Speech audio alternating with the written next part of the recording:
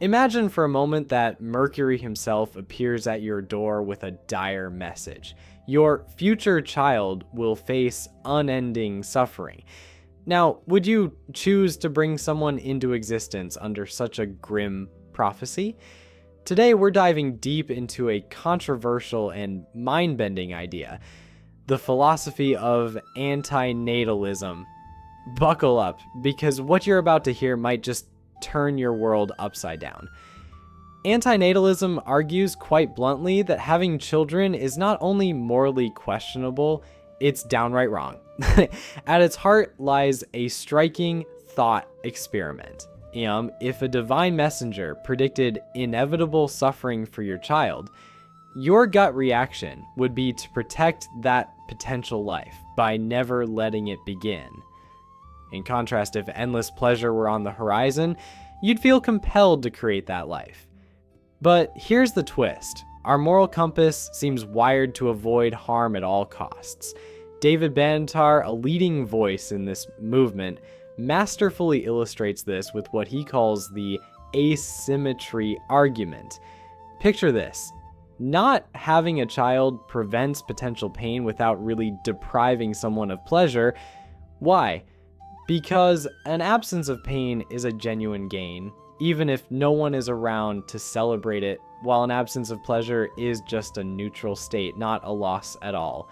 This asymmetry tells us something profound. The harm we avoid by not creating life far outweighs the pleasure we never provide. It's a radical, no-holds-barred call to rethink our deepest instincts about procreation. But wait, you might be thinking, sure, life is tough sometimes, but isn't it usually a good ride? Well, that's where our human mind plays its dirty tricks. We're masterful at tricking ourselves into believing life is more wonderful than it might actually be. Ever heard of Pollyannaism? It's our tendency to overemphasize the positives while glossing over the darker parts of our existence. This is coupled with hedonic adaptation, our amazing ability to adjust to both good and bad, quickly returning to a baseline of normalcy. In simple terms, the joy of a sunny day fades as quickly as a rainy spell, leaving us with a perpetual state of meh. Historical heavyweights from Epicurus to Nietzsche, from the Stoics to the Buddhists, have all questioned whether our happiness is as profound as we think. Schopenhauer famously argued that life is a constant struggle between pain and fleeting relief, while Epicurus warned of the deceptive nature of our desires. We're caught in a never-ending cycle of striving, adapting, and then chasing yet another momentary high. And in this cycle, the risk of unavoidable suffering looms large. Now, let's pull back the curtain on the moral stakes. If we accept anti-natalism, then creating a life is tantamount to imposing inevitable suffering on someone who could have been spared. It's a stark ethical dilemma. Like, is it ever justifiable to introduce a being into a world fraught with pain? Benatar's stance is unequivocal. By choosing not to have children, we are actively preventing harm. And the beauty of it, the non-existence of a potential person doesn't rob the world of pleasure. It merely ensures that no one ever endures the inevitable hardships life has in store. Yet, anti-natalism doesn't come without controversy. Consider this. Society is hardwired with a near mystical reverence for procreation. Our cultures, religions, and even our governments cheer for new life as if it were the ultimate goal. But what if these deep-seated intuitions are nothing more than relics of a bygone era, driven by evolutionary forces that no longer serve us?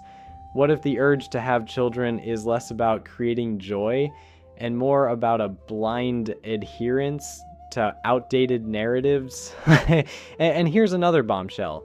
Anti-natalism is not a pro-death philosophy. It doesn't advocate for ending lives. Instead, it champions a gradual fade out of our species to avoid perpetuating suffering. Imagine a world where humanity slowly phases itself out, not through violence or coercion, but by consciously deciding to stop procreating. It's not about forced sterilizations or draconian laws. It's about acknowledging a profound truth. If life is inherently laced with pain, isn't it more ethical to let potential suffering remain unmanifested? But then critics slam anti-natalism as overly pessimistic. The way they point to the lives of those who, despite adversity, find joy and meaning. They argue that many people born into imperfect worlds still see their lives as blessings. And yes, our lives do contain moments of pure elation, celebrations, love, creativity, and triumph. However, anti-natalists would retort, these moments are often fleeting pauses in an otherwise turbulent existence, moments that are as much a relief from suffering as they are an expression of joy. Like, even our cultural icons, think of the mythic struggles of Hercules, the existential dilemmas of Kafka's characters, or the relentless quests of modern superheroes, mirror this timeless battle between hope and despair. They remind us that while life can shine with brilliance, it is invariably shadowed by hardship.